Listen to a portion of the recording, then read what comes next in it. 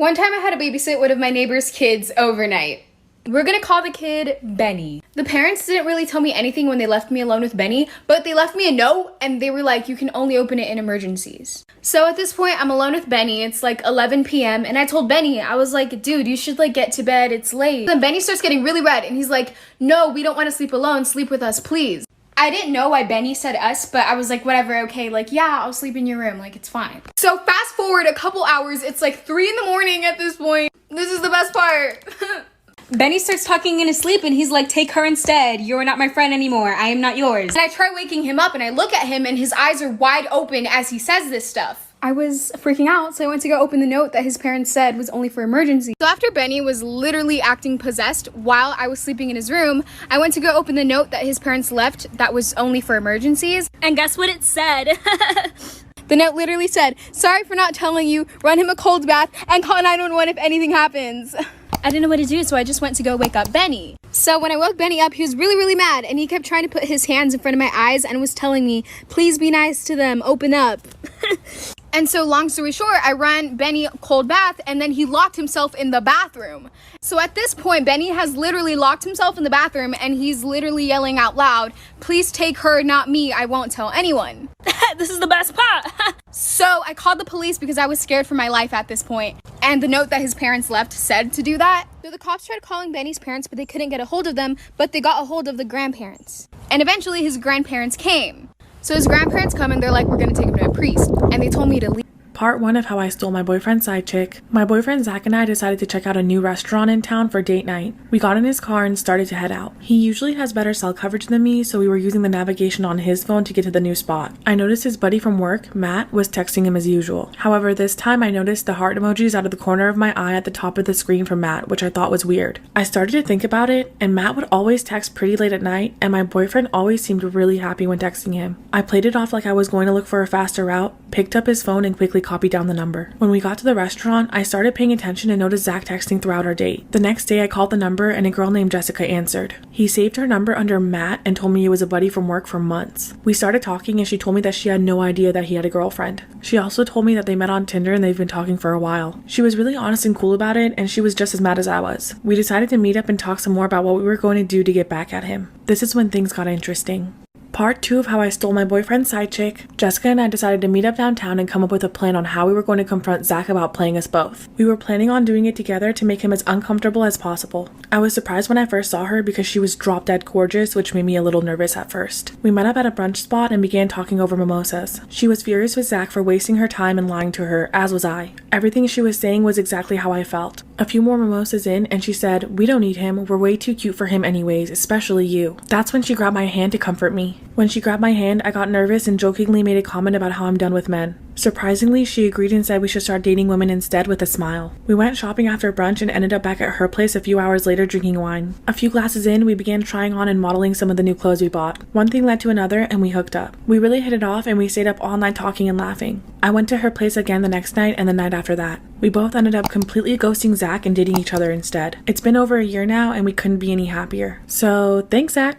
Story time of how I found out that my mom was actually my older sister. My older sister never really liked me as a child. We were never close. I never knew why, but I was guessing it was because of the 10-year age gap. But I'm pretty sure she hated me because she couldn't even look me in the eye. I cannot make this up. She would not look me in the eye. But she never really talked to my parents either. She kind of just kept to herself all the time. Sometimes I have vivid memories of when we were younger and she would always be arguing with my parents about something, and I always thought it had something to do with me. Well, I was right. It had everything to do with me because eventually my sister turned 18 and she moved out. For 2 years, I didn't talk to her at all. I honestly don't even think I had her number saved, and I'm pretty sure that she didn't have mine. Well, 2 years later, and I was 10 at the time, she reached out to me via social media. I'm not sure how she found my Instagram name, but it was just my name, so she probably just typed that in and found me. She DM'd me and told me that she wanted to talk about something very important and that she would like to talk over the phone. So we exchanged numbers and we called that same night. And she told me that when she was younger, my dad had taken advantage of her and gotten her pregnant and had me.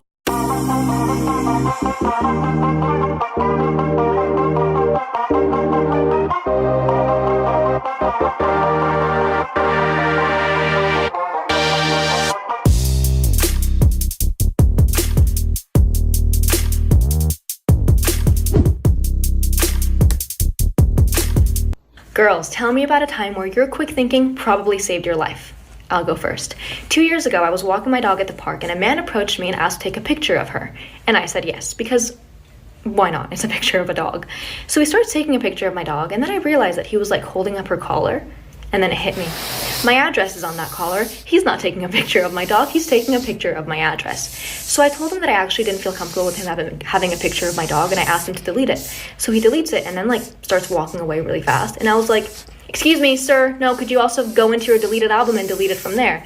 And he goes, "I don't have a deleted album." And I was like, "You have an iPhone, everybody has a deleted album, could you please delete the picture?" And he was like, "Sorry, I don't have a deleted album," and like keeps walking away. And keep in mind, this is like 2 PM in a park, like there's other people around. So now I'm like chasing after him and I'm telling him, "Sir, I know you have the album, I will show you where the album is, can you please go onto your phone so that we can delete the picture?" Oh, part two, I'm sorry for the delay. So I'm still chasing after him, and people at the park are like starting to look at us now because I'm chasing after him and I'm telling him to stop walking. And so he stops, and I tell him again to delete the photo from the deleted album, and he goes, "I don't have a deleted album." And I was like, "Yes, you do. Everybody does. It'll take 10 seconds. And he goes, "Fine." And he like goes in his phone, does something for a second. He goes, "There, it's gone." And I was like, "Could I see the deleted album just to make sure it's gone?" And he goes, "No, you can't look at my phone." And I was like, "I don't want to look at your phone. I just want to see the album just to make sure the picture is gone. That's it." And he goes, "No, you're not going to look at my phone." And I was like, "Sir, I'm not going to stop and I'm not going to leave until you show me the album. So please just show me the album so we can be done with this." So he shows me the album. The picture was still there. So I made him delete it in front of my eyes. What if I hadn't noticed that he took a picture of my address?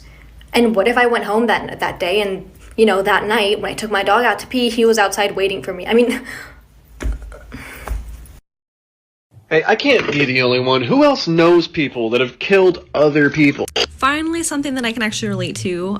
So my grandma killed her mom, so she killed my great-grandma. It's kind of a crazy story, but back in the 90s, my grandma was over at her house giving her a bath. She was elderly, so my grandma was kind of in charge of taking care of her. During the bath, my grandma brought up the past about how she was abused as a child by one of her stepdads, and her mom then basically admitted to knowing about the abuse but blamed her for it instead of the stepdad, which sent my grandma into a rage. She ended up drowning my great-grandma, and then after she was dead, instead of calling the police, she cut up her body into 8 different pieces, put them in garbage cans, filled the cans with cement, and then put these garbage cans in different storage units all throughout my hometown where I grew up. When the police were investigating, she lied and said my great-grandma was in Hawaii with this wealthy man she met and even faked letters from her. It's pretty crazy. Story time. I babysat a lot of kids in my neighborhood, and there was this one night that I was babysitting a 2-year-old.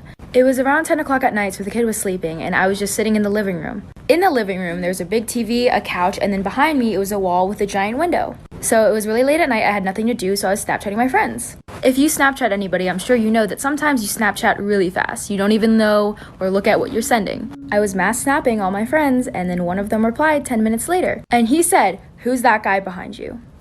And I turned around and no one was there, so I'm like, he's playing a joke on me. But then I get another Snapchat from this friend I had, and she lives all the way across the country.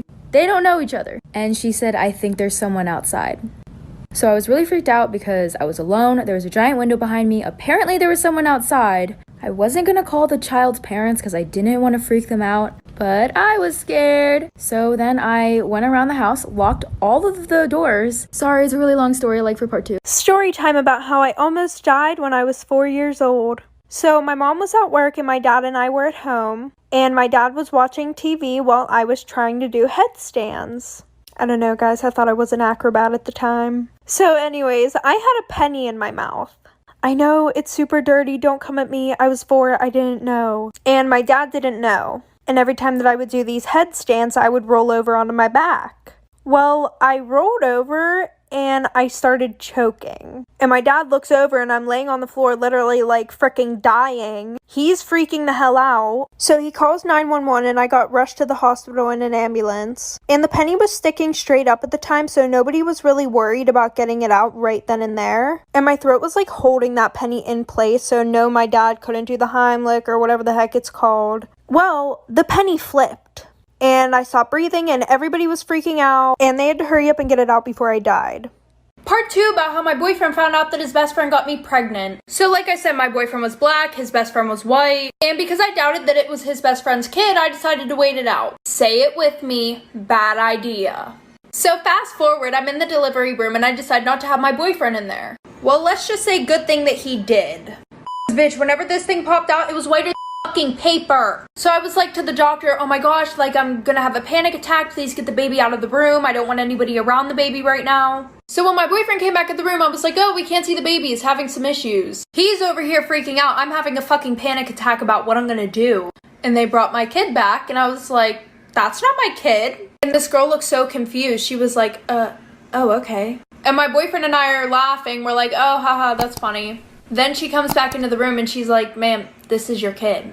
So my boyfriend started screaming and he broke up with me after that. Like, how rude to just leave me with a kid by myself. No, I'm just joking. I know that was pretty fucked. Story time. A girl named Akira Kendrick sent me this story, and the background of it is that her dad was very abusive to her mother, and her mother got custody of Akira, and her dad was not happy about that. Anyway, so Akira was with her aunt and her cousins at her grandmother's house, all on her mother's side, and her dad stops by to say hello. And Akira's outside playing with her cousin, and her dad comes up to her and grabs her arm and says, do you want to go to Walmart with me? And at the time, she's only 7, so all she hears is toy aisle, so she says, yes, let's go. So they get in the car, they head to Walmart, she gets some really nice pom-poms, and then he says, okay, let's go back to your grandmother's house. So he starts driving and he gets on the highway, and Akira knows that her grandmother's house is right around the corner from Walmart, so he does not need to get on the highway. So she says, Dad, where are we going? And he gets really mad and says, shut up, sit down, it does not matter. So Akira's in the back seat, she's really scared, and she just shuts her mouth. So after being in the car for a while, they eventually arrived at this really old, abandoned, beat up house. And when they walk in, Akira sees about 25 people and she does not know any of them. Her dad brings her to a room, puts her in a little closet, throws her some toys and her pom-poms and says,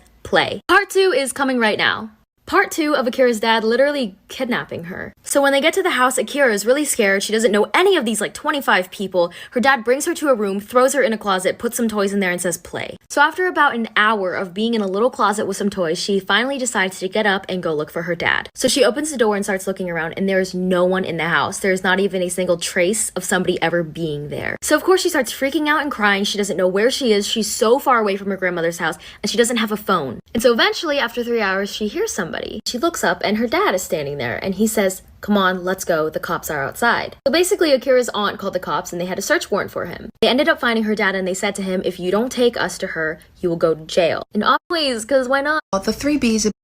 You will go to jail. And obviously from what I just said, he finally took them to her at this random old abandoned house and they found her. And they ended up putting him in jail anyways, because why not? 2 years in jail and 1 year on probation. Don't steal children, people. Don't steal them. So I work at Bed Bath & Beyond, and first of all, the 3 B's in Bed Bath & Beyond should not stand for that. It should stand for bitches be bonkers, because these people come up in there and they act crazy. I was checking out this boomer woman and she was like, can you tell me how much this is? And I scanned her item and I was like, yeah, it's $19.99. And she looked at me and she went, like the Family Feud buzzer. She went, like it was such a good sound effect. I'm convinced that she was the Family Feud buzzer. Like they had her on salary and shit. She seriously went, nope, it's supposed to be $14.99.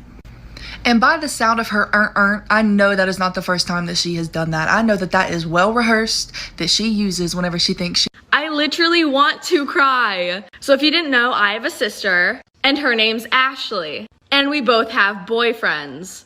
And every night we both fall asleep on the phone with our boyfriends. So one day we're all hanging out and we're like just talking. And my sister's boyfriend looks at me and he's like, you need to stop going into your sister's room in the middle of the night. And I look at him and I'm like, what are you talking about? I don't have a reason to go into her room. Like I don't go into her room, especially in the middle of the night. Then my boyfriend hops in the conversation and he's like, no. He's like, no, I hear Ashley go into Kayla's room every night and stare at her. So me and my sister both look at each other and we're like, we don't go into each other's rooms, do we? And we agreed that we do not. And they said this has been going on for months. So for months, somebody or something has been going into me and my sister's room for about 15 minutes every night and watching us sleep. But it only gets worse. What's one really bad thing you did as a child that you kept secret for your entire life and didn't tell nobody? I'll go first. I got a lot of stories like this, but this is just one of them. So my mama used to put me in daycare, and in my daycare we used to do field trips and we went to the YMCA. So while we were in the pool, this one white kid comes up to me and he asked me, like, why are you black? And I was kind of embarrassed, but I wasn't mad at the kid. I was more embarrassed than I was mad. And I told him that my parents painted me every single day. And I was thinking back at the time when I scraped my knee and the skin came off and there was like no blood. It was just bone. But I didn't know that it was bone. I thought that I was just white underneath. So I was like, it's true, like I can peel my skin off and prove it. When I did that, I peeled skin off my finger and it was a lot of skin and I started bleeding really bad. So the water started getting red and the daycare people tried to get everybody out the water like there was something going on. And then once everybody was out of the water, one of the daycare people go, I'm so sorry, everybody. I lost my tampon. I need to find it. Okay, so what happened was pretty self-explanatory, but I can make a part 2 if you guys want. This is why you should never take a prank too far. Once there were two young twins who lived in a small town and they were known for constantly misbehaving. One day a man had passed away peacefully in his home and the twins wanted to play a prank on everyone else living in the town, so they snuck into the house and started messing with the man's body. One twin moved his mouth like a puppet and the other one poked his eyes out with a stick. As they were doing this, they heard footsteps. They couldn't find anywhere to hide, so they placed the body back in the coffin, then got in the coffin themselves and closed the lid. But what they didn't know was they were taking the coffin straight to the funeral. The people carrying the coffin noted that it was much heavier than usual but brushed it off. No one even noticed that the twins were gone until the coffin was lowered. The twins' mother appeared at the cemetery about the missing twins, which stopped the funeral and began a search. Eventually, the man carrying the coffin confessed that the coffin had weighed more than it was supposed to, so they lifted it out and opened the lid. They did find the boys there, but they found them lying on top of the body, whose hands were wrapped tightly around each of their necks. The twins had been strangled to death. Story time about how I got catfished by my best friend. Disclaimer, this is not my story time. My now ex-best friend and I hung out almost every single day. We were super close. Let's call her Natalie. Natalie and I would sometimes get into drama and her mom didn't like this. She considered me a bad influence on Natalie. But honestly, the drama was coming from both sides. Natalie and I had a group chat with one other person. One day, Natalie sends me a message through the group chat saying that she couldn't be my best friend anymore and that she's really sorry. She really didn't explain why though. I was crushed. She had been my best friend for so long. 3 weeks ago, I noticed that someone added me on Snapchat by search. I didn't really think too much about it. I added them back and we started having a conversation. She was a young girl my age and we started having conversations about boys we had crushes on, school, and lots of other things. I asked her to send me a picture of herself and she said she couldn't. That should have been the first red flag. Then we decided to meet up at the mall. I wait for her at the mall, but I'm at the mall waiting for this girl to show up, but she never does. Disclaimer, this is not my story time. Like I said before, this girl told me she couldn't send me any pictures, so I didn't even know what she looked like. That's when I started suspecting something. We got along so well in our Snapchat conversations, it was almost too good to be true. So of course, I decide to call her. And guess who answers? Natalie, with her new friends who she knows that I hate. At that moment, I realized that she dumped me and then got with these new girls that she knew I hated. Of course, I was furious. I wanted to say something, but before I could, Natalie hung up the phone. And of course she did. She knew I was going to go off on her. Well, I start calling Natalie's phone several times, and she doesn't answer. Then I see that she unadded me off Snapchat and blocked me. So now I have no way of getting in contact with her. I spent weeks talking to this girl only to find out it was my ex-best friend catfishing me. So of course, I drive all the way to Natalie's house and her mom answers. Part 3 is story time on how me and my stepdad were doing the nasty and my mom walked in on us. Okay, so boom. I was 18 at the time and my stepdad was 40. My stepdad been with my mom for like 2 years and it's only the 3 of us in the house. My stepdad always treated me well and gave me lots of money. Every time my mom would tell me no, here comes my stepdad to the rescue, turning that to a yes. Me and my stepdad were alone together a lot and it would be very flirty between us. As the days went by, we got flirtier and flirtier and farther and farther. It started off as flirting, then we cuddled, and then cuddling turned into making out. I literally couldn't wait till my mom goes to work so I could spend time with him. My mom didn't suspect a thing. When my mom was home, I barely talked to my stepdad and I always stayed in my room. At this point, me and my stepdad didn't do the nasty yet, but this night I was gonna make sure it happened. Cause I seen my stepdad kiss my mom goodbye and I was pissed. Once she left, I turned it up, like for part 2. Story time about the time a nail salon took advantage of my blindness. Sister and I got our nails done. We used to go all the time, and while the lady was doing my nails, she asked me how I knew how much money I had. At the time, I used cash, never again after this, but I told her that I folded my bills a certain way. I told her that I folded my 20s different than my 10s, different than my 5s, different than my 1s. Anything of her asking that question, I think it's a good question, and I just thought she was curious. I got done with my nails. She walked me towards the front, and my sister was actually just finishing up with hers, so it was perfect. There's another man at the front and he asked me how I knew how much money I had. I told him the same thing. Before I left to go to the nail salon, I made sure exactly how much money I had. My sister helped me count it, helped me make sure that I folded the right bills, just so I knew how much I had, how much I would spend. I gave her the money. Positive that I gave her the right amount because it was just folded, it was folded perfectly, and I counted it out. She takes it, starts talking in a different language, and then tells me that I owe her $20 more. I didn't, and I told her the exact amount I gave her, and she's like, no, you didn't give me this amount, you gave me that amount, like for part 2. So when I was a sophomore in high school, I had this teacher who would only let the students in her class use the restroom one time per semester. Well, one day I raised my hand and I was like, excuse me, I don't remember her name, can I please use the restroom? And she was like, no, you can't because you've already used the restroom in my class this semester. Well, excuse me, you can't dictate my bladder. So I'm like all frustrated and I started secretly texting my mom because I wasn't allowed to use my phone in class. And I was like, Mom, I'm sitting in class right now. My teacher won't let me use the restroom. And she was like, I'll take care of it for you. And I was like, okay. So like 5 minutes goes by and all of a sudden my teacher's phone starts ringing and she walks up to it and answers it and she's like, hello? Yeah. Okay, thank you. And then she walks up to me like so angry and she like slams the pass on my desk and she was like, since you have to go that bad. And I was like, yeah, I really do, thanks. And I got up and left. I didn't even have to go to the bathroom. It was just the principle of it. I just roamed the halls.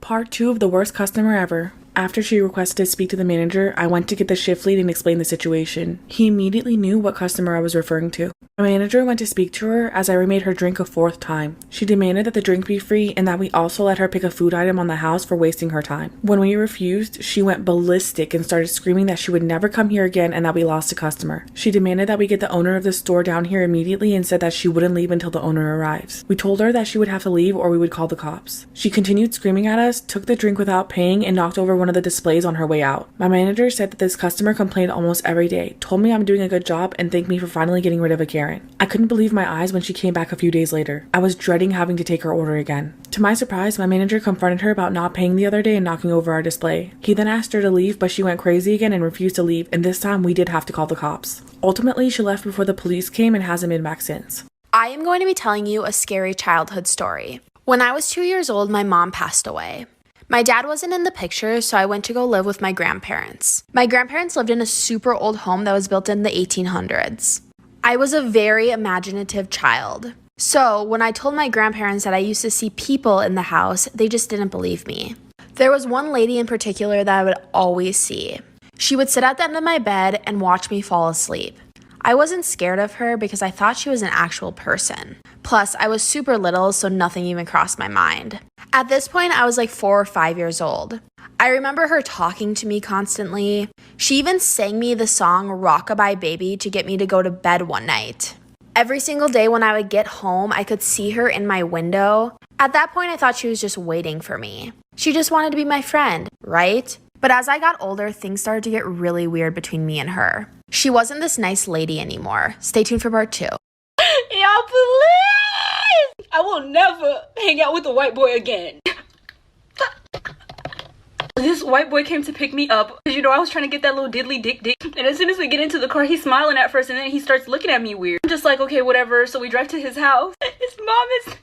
I'm not gonna be able to get through. His mom is there and she looks fucking terrified when she looks at me. I'm like, okay, whatever. I'm probably the first bad bitch that he brought to this house. I'm sorry. So we go into his room. You know, we're just chilling, watching a movie, whatever. And then his mom pulls him out of the room. When he comes back, he asks me, do you need to go to the hospital? I'm like, no. Why the fuck would I need to go to the hospital? He looks at me. He's like, oh, me and my mom noticed that your scalp is peeling off. It was my fucking lace. My fucking lace friend. I'm like, what? And I run into the bathroom and I'm looking in the mirror. I look in the mirror and I see a whole part of my lace is lifted up. Once I told him it was my hair, got mad and called me a catfish. He made me Uber myself.